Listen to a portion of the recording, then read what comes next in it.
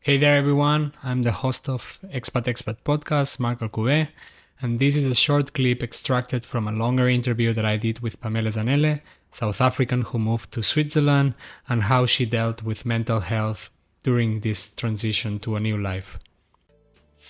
Like, I had to sit down with myself and say, this is not how I was raised.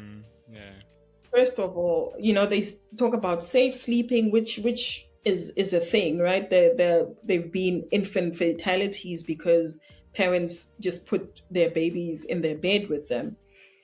And I read, so it's really just taking everything and seeing if they align with who you are, with your values and your morals.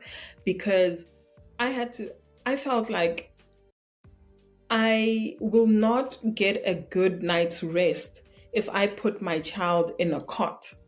So what I would do is I got this little thing like with a barrier where I would put her and put her next to me in bed. And it made life easier for both of us because I was breastfeeding 100%, So it made life easier for both of us. And she even got to a point where she could even find it herself in the dark without me having to wake up. So those are the things that I had to go back to and say, but I slept with my parents until a certain age. It's okay. I turned out fine. I would like to believe. So after doing that whole sleep training thing, I had so much guilt. Like, I remember she eventually did fall asleep, but I took her out of the cot and I just felt really bad. Like, I'm not doing this. I'm never doing this ever again. So, and I feel like my husband was not too pushy with that as well, to say, no, you have to do it by the book. He allowed me to mother the best way I knew how. Obviously with certain things he will look it up and say, okay, but I've contacted this doctor, I've contacted friends of mine and asked them for their opinion, and then we will sit and say, is this something that we are going to do? Because with the sleep training topic as well, we had friends who would just put their kids in bed like at 7. It was nice. It was like, oh my goodness, they get to have that time to themselves. But it's quite, for me, it's like I chose to have a child. It didn't happen by mistake. For a certain amount of time, for a certain period of time, I'm dedicated to being the best mother I can be. And there's no need for me to be selfish. I'm not just going to drop my child in a cot just because I want to have some, time to myself. It is important, yes, but I feel like you need to, like, it's the route you chose. I'm comfortable with that. I'm happy with that. There's no guilt that comes with how I'm raising our daughter. So even with the whole gentle parenting thing, no, don't. It's tough as an African. Can imagine. I mean, I suppose there is very, very much cultural differences also involved on processes on how things are done. It's obvious from, I don't know, from Germany to Spain, like in our case. Yeah. There is ways and ways that the German doctors has been recommended for so many years, and that the Spanish doctors have been recommended to. I can imagine that this, with your case, happens the same, no? But do you have also, like, culturally wise, like, do you still, like, I don't know, like, speak in which language do you speak to your daughter, for example? So my husband speaks German. He speaks Spanish because he actually grew up. When you mentioned how you grew up near Barcelona, I was tempted to ask where exactly, because he spent a pretty good chunk of his childhood in Catalonia. Okay. in a little village called Torre de Mbara. So he speaks fluent Spanish Okay. as well. And he also speaks English, obviously, because he lived in South Africa. And my mother tongue, because in South Africa we have 11 official spoken languages, sign language being the 12th. So I speak almost all of them. Wow. Right? Because, yeah, it's when you get to a place like Johannesburg, I told you everyone comes to Johannesburg, you make Xhosa friends, you make Zulu friends, and I feel like in order to survive anyway in a place like Johannesburg, you have to know Zulu. You have to know Sotho and Tswana, to get around.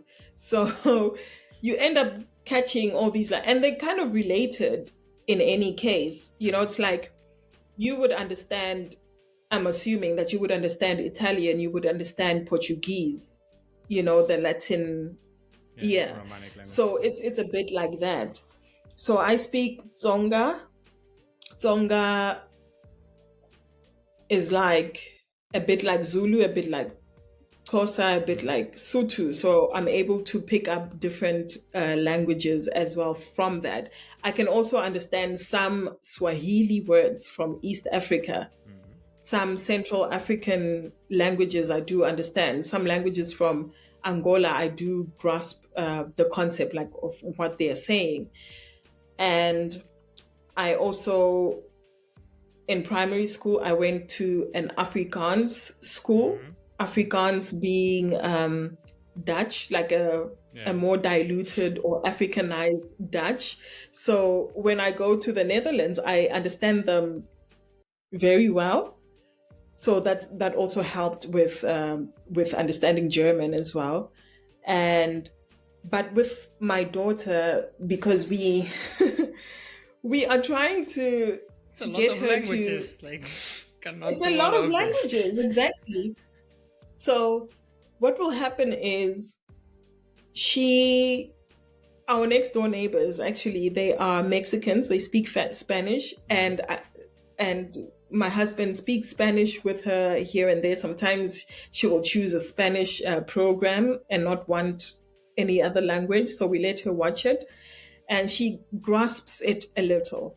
But that is not our main thing, although it would be very helpful, But our main languages at home is English and German. So my husband is from Germany. He's German. He speaks Hochdeutsch. And so that's what he speaks with her. But she goes to daycare. It's something that we found very important in order for her to integrate. So she's been going to daycare since she was 7-8 months old. And she speaks Swiss German. Yay! And she's teaching me as well. So she speaks Swiss German. So it's mainly English, High German, Swiss German, because the High German is very important for my husband. And also at a more professional level, if I can say it like that. Because we are not trying to confine her to only Switzerland. Yeah, it makes sense. Yeah. She might end up somewhere in Spain. We might decide to move to Spain or to wherever the wind takes us, and she kind of needs to be multilingual. It's really cool that she can already speak but language, two variants of the same. That's crazy. Yeah, two variants of the same, right? So with the language thing, I feel like I use my mother tongue. She understands the basics because we do visit South Africa with her, and so with my mother tongue, it's only when I'm not being such a gentle parent, when I'm giving her warnings.